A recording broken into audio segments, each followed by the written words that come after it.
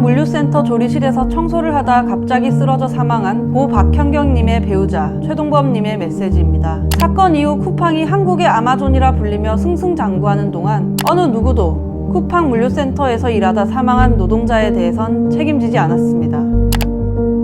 6월 1일은 쿠팡 목천 물류센터 조리 노동자 고 박현경님의 일주기입니다. 추모하는 마음으로 유족이 다시 거리에 나올 수밖에 없었던 이유에 대해 이야기해 보겠습니다.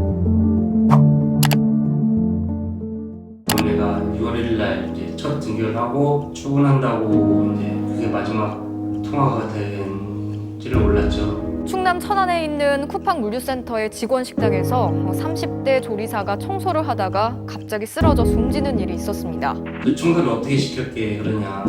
청소 때문에 무지하게 힘들어했다. 락스, 통풍, 오븐 클리너 세 개를 보여주면서 오븐 클리너랑 락스는 섞어 쓰고 통풍은 그냥 사용을 했다. 코로나19 이후 소독을 강화한다면서 락스와 일반 세제를 섞어서 사용했다고 하는데, 락스와 세제는 혼합해서 사용하면 안 된다는 것이 상식입니다. 유독 물질이 나오기 때문인데요. 코로나19 방역대책본부 역시 이를 이유로 사용을 금지하고 있습니다. 박현경님은 기침과 가슴 통증을 지속적으로 호소하고 문제 해결을 요청했지만 어떠한 대책 마련도 없었다고 합니다. 문제는 이뿐만이 아니죠. 쿠팡 목천 물류센터 조리실에선 산안법상 안전보건 조치가 지켜지지 않았고 안전보건 교육도 없었습니다. 그리고 코로나19로 인해 방역 및 소독이 강화되고 식수 인원이 늘어났는데도 인원 충원이 없었습니다. 그러니까 위험한 환경에서 가중된 노동으로 고통을 받았던 거죠. 왜 이렇게 됐는지 어떻게 하다 됐는지 물어보고 싶었는데 병원에서는 아무도 회사에서 오질 않았다 그러시더라고요.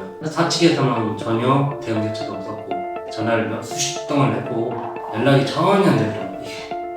사람이 죽었는데 어떻게 전화 한 통화를 안 받는지 얼마나 충격을 받았는지. 일하다 죽은 사람은 있는데 또다시 그 어느 누구도 책임을 지지 않고 있습니다. 고인이 소속된 파견업체 아라민테크는 자신들은 파견을 보냈을 뿐 고인이 어떤 환경에서 어떻게 일을 했는지 모른다고 했고, 고인에게 업무 지시를 내렸던 동원 홈푸드는 진상규명을 요구하는 유족의 연락을 거부하고 침묵했습니다. 동원 홈푸드의 물류센터 식당 위탁을 준 쿠팡은 자신들이 식당 운영에 관여하지 않았으니 아무런 책임이 없다고 답했습니다. 또한 쿠팡은 지난해 실시한 현장 조사에 유족 대리인 참석을 불허했습니다. 쿠팡 본사, 급식업체, 파견업체 등 회사 측 관계자는 모두 참석시켰으면서 말이죠. 그리고 현장 조사에서 가장 큰 쟁점은 락스와 세제의 배합 비율이었는데요. 문제는 이 시연을 사업장 근무 경험이 없는 동원 홈푸드 소장이 했다는 겁니다. 거기다가 락스와 세제를 큰 머그컵으로 각 1컵 정도씩 사용했다는 퇴직자의 진술과 다르게 세제 뚜껑에 조금씩 덜어서 시연을 했다고 합니다. 유족이 촬영도 못하게 했으면서 말입니다.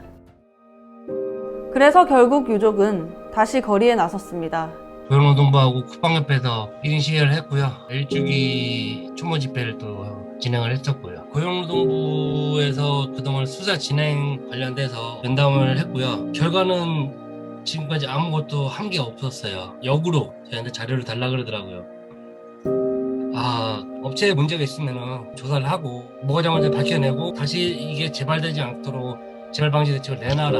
쿠팡이나 동원이나 아라민테크나 이 세 업체에 바랬던 거는 사실 사과죠. 예, 그날 무슨 일이 있었는지 그에 대한 진상을 듣고 싶었던 거고, 회사도 시대에 맞춰 변해야 된다 생각을 하거든요. 일만 하는 기계가 아니고 사람으로 대해주고, 그래서 그걸 위해서 저도 지금 싸우고 있는 거고. 작년 6월 제 임기가 시작된 지 얼마 되지 않아서 페이스북 메시지를 받았습니다. 저는 당일 바로 천안으로 내려가 최동범님을 만났고 그렇게 제 첫 민원인이 되셨습니다. 박현경님이 돌아가신 지 1년이 되었지만 진상규명과 책임자 처벌은커녕 사측의 사과조차 제대로 받지 못했습니다. 쿠팡과 업체들이 침묵으로 일관하는 것도 고용노동부의 안일한 태도도 여전합니다. 더 이상 이런 아픔이 발생하지 않도록 중대재해처벌법 개정에 최선을 다하겠습니다. 그리고 먼저 내밀어주신 손을 잡고 끝까지 함께하겠습니다. 많은 분들이 더 큰 관심과 응원을 보내주셨으면 좋겠습니다. 그렇게 우리 서로의 울타리가 됩시다. 뉴스 브리핑 유호정입니다.